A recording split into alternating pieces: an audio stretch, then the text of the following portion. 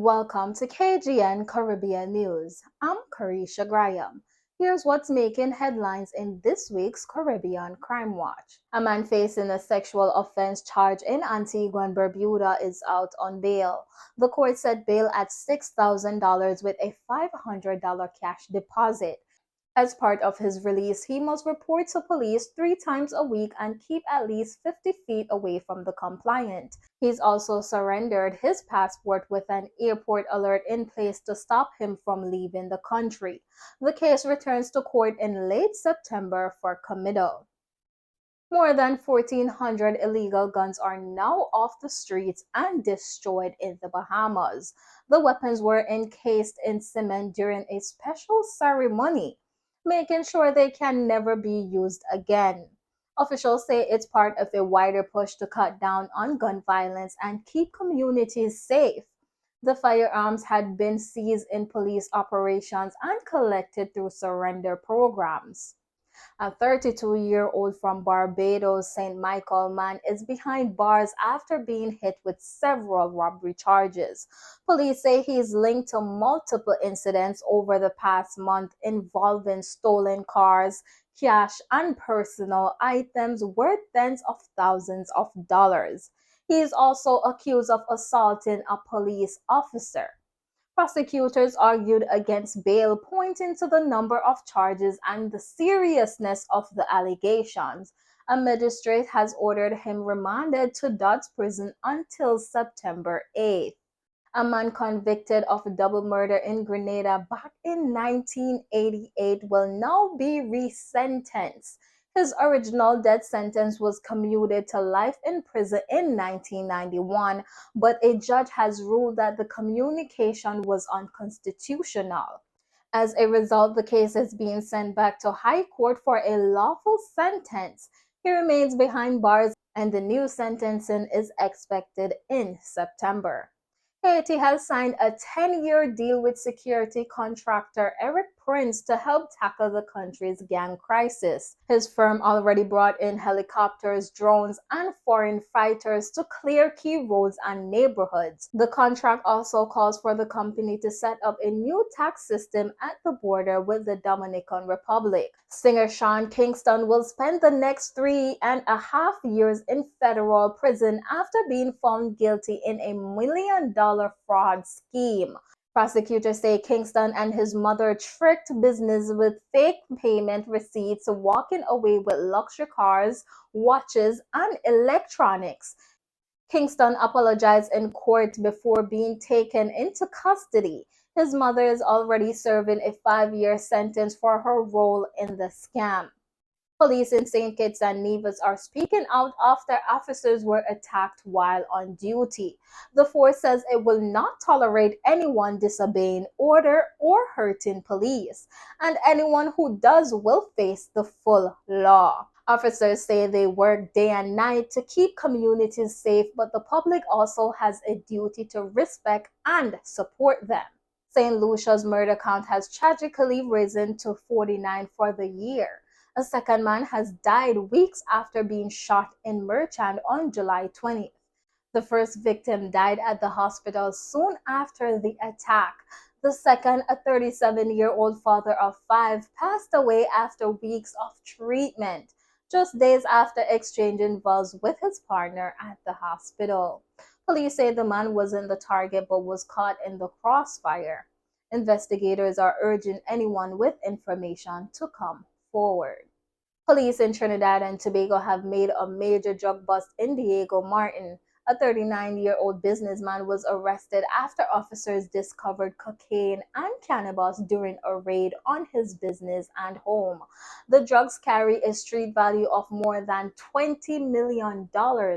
Investigators say this is one of the largest seizures for the year, and they are now working to track down the wider network behind it. And today's newscast is powered by Luxury Glam Onsley. So if you want your makeup, your hair, brows, or lashes on point, whether you're stepping out bold, bridal ready, or straight up boss babe vibes, Little One, the owner of Luxury Glam Onsley, got you covered. Trust me, this is where the glam magic happens. Hit up the number on your screen to book your glow up or catch all the info on Instagram on your screen. Let's check the political heartbeat of the Caribbean in this week's Politics Pulse. Lieutenant Colonel Orlando Michael has been sworn in as a new member of Antigua and Barbuda's Industrial Court. The ceremony was held before the Governor General, where he pledged to carry out his duty with honesty and fairness. His appointment means the court now has its full team in place to handle labor disputes and workplace matters across the country. The Democratic Labour Party will soon decide on new leadership at its annual conference in Barbados. Many within the party are calling for Ralph Throne to take on the role of president, in addition to being political leader and opposition leader. Supporters say he has shown courage in standing up for vulnerable Barbadians and want him to guide the party into the next election. The call now is for unity as members push to strengthen the DLP's voice ahead of polls. The United States has announced visa restrictions on some Grenadian officials and their families tied to Cuba's medical mission program. However, the Grenadian government says it hasn't received formal notice yet on who's impacted. Its diplomats in Washington are working to get clarity, and updates will be shared through official channels. Earlier this year, key government ministers defended the Cuban medical program and even said they would give up their U.S. visas if needed. Guyana's election body is making it easier for voters to know where to cast their ballots.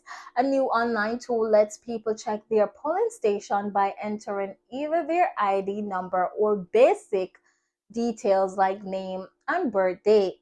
For anyone without internet, the commission says help is just a phone call away. Jamaica votes on September 3rd, and both major parties are making their case. The JLP says its manifesto is ready, but they haven't set a date to release it just yet. Party leaders say voters will see it in time to compare with the PNP's plan. Meanwhile, the PNP has already put out its manifesto called Jamaica Love, but the JLP is dismissing it, calling it recycled and even AI generated. With less than 3 weeks to go, the race is heating up. Trinidad and Tobago's Prime Minister Kamla Prasad Besasa says the next national budget will put young people at the center. She made the announcement at a leadership forum in Port of Spain, pointing to plans for more training, digital skills, and access to technology in schools. While the date for the budget presentation hasn't been set, she says her government's focus is investing in the future generations.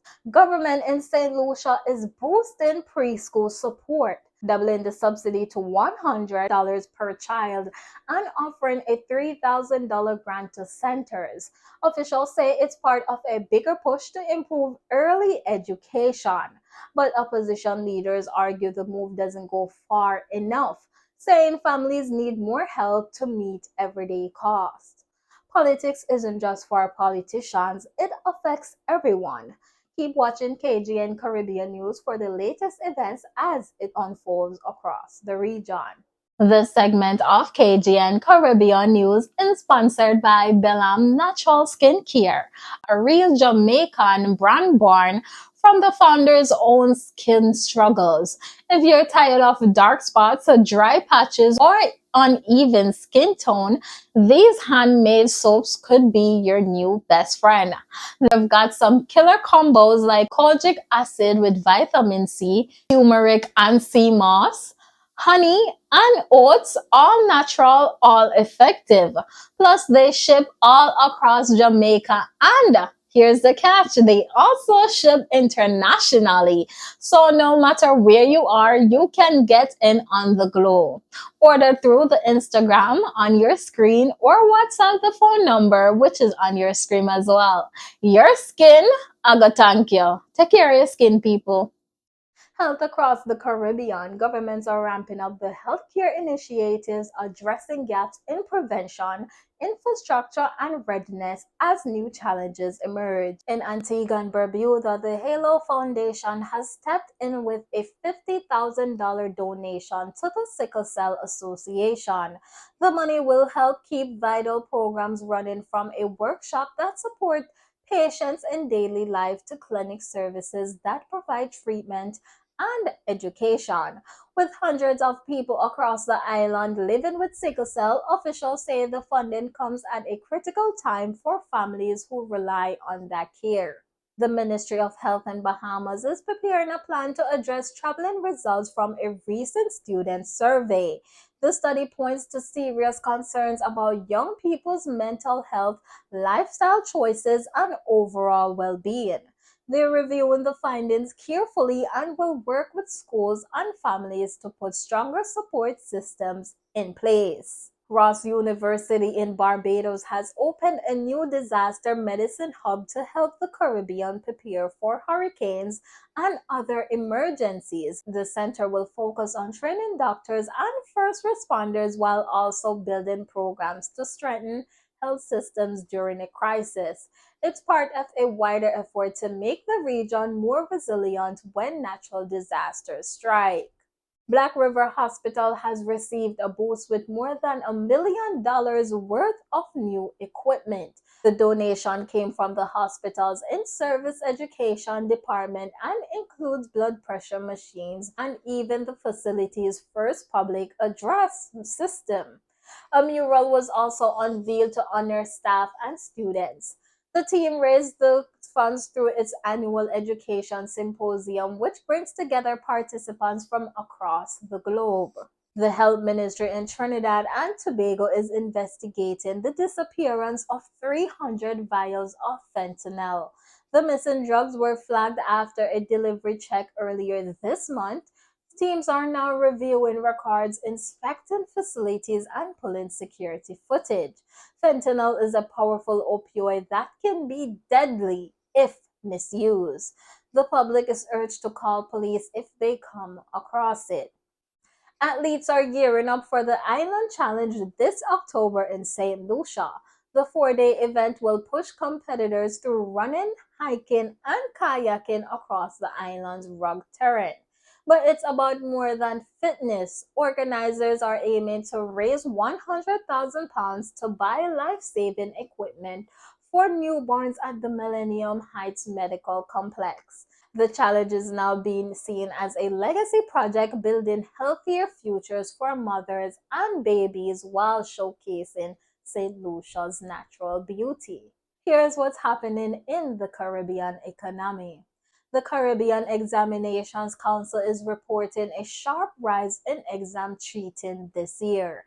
Nearly 80 cases of misconduct were recorded during the May to June setting. Most involved students caught with using unauthorized devices, but there were also reports of collusion and disorderly conduct. CXC says many of those caught could have their results cancelled, and new penalties rules are now in place to deal with different types of offenses. In Grand Bahama, electricity bills are on the rise, and the power company says fuel costs are to blame. GB Power points to a recent jump in the fuel surcharge, which is passed directly to customers. The increase has left many residents frustrated, but the company insists it's not making more money from the change, only covering higher costs. In Barbados, citizens filled the streets last weekend pushing back against a controversial wiretap bill. The law would allow phone and email interceptions without a warrant. Marchers say that goes too far and threatens personal privacy. After the outcry, government leaders say changes are coming, with Prime Minister Mia Mottley set to explain the amendments in a national address. Grenada is taking the first big step towards shaping its 2026 national budget. Government leaders and finance officials gather at the Trade Center for a retreat focused on building a stronger, more resilient economy. The discussions highlighted priorities like infrastructure, climate readiness, and social development. Next, the Ministry of Finance will open consultations with the public to gather input before the budget is finalized. Regency Petroleum is reporting lower revenue this quarter as falling gas prices cut into earnings, but the company still managed to boost its profit by more than a third, helped by higher fuel sales and an extra service station. Leaders say they're pushing ahead with the new projects, including a truck stop in Crawford and upgrades to their airport location. And Sabank is taking its services digital with a brand new mobile app. The platform lets customers open accounts in minutes, move money instantly, and even apply for loans on their phones. Bank leaders say the app is designed to put customers in control while building on the company's push to expand its reach across Trinidad and Tobago.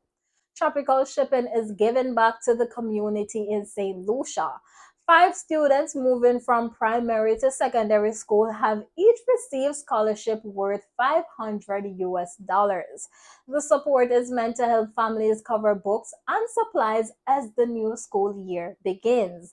Organizers say the new program is designed to reward hard work while easing financial pressure, and there are plans to expand it to more schools next year. Guyana's Vice President Bahara Jagdeo is promising changes at the top of GPL if his party is re-elected.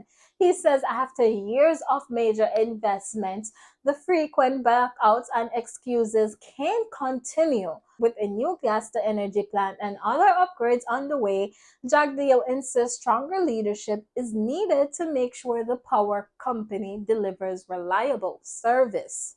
Welcome to the KGN Sports Zone, where island athletes shine. Jamaica's men's basketball team is celebrating a major step forward.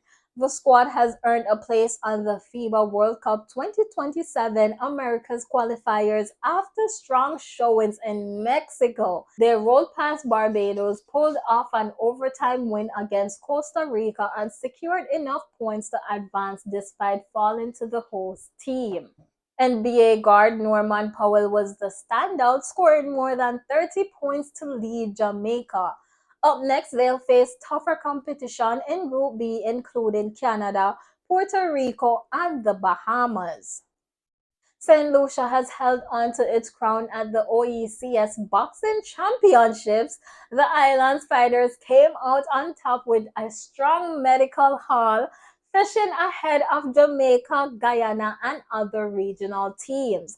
The three-day tournament in Rodney Bay also saw young boxers shine, with several taking home special awards for standing out performances.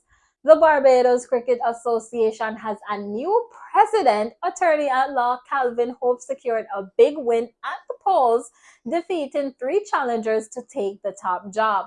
Hope, who had tried before without success, says this time his focus is on bringing unity, financial stability, and stronger support for youth and women's cricket.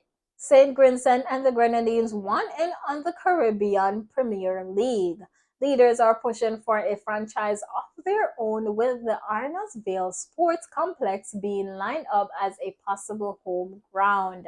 The move follows the success of a local cricket festival and comes as the CPL considers adding new teams. Olympic sprint star Julian Alfred is shutting down talk of injuries. The St. Lucian runner skipped two Diamond League meet last week but says she is healthy and using the break to sharpen her speed. Alfred is training in Texas with her coach and keeping her focus on the Diamond League final in Zurich and the World Championships in Tokyo next month. Welcome to our entertainment section. Jade Cargill is making headlines inside and out of the ring. The Jamaican American wrestler first turned heads at AEW's inaugural TBS champion, holding that title for a record-setting 508 days.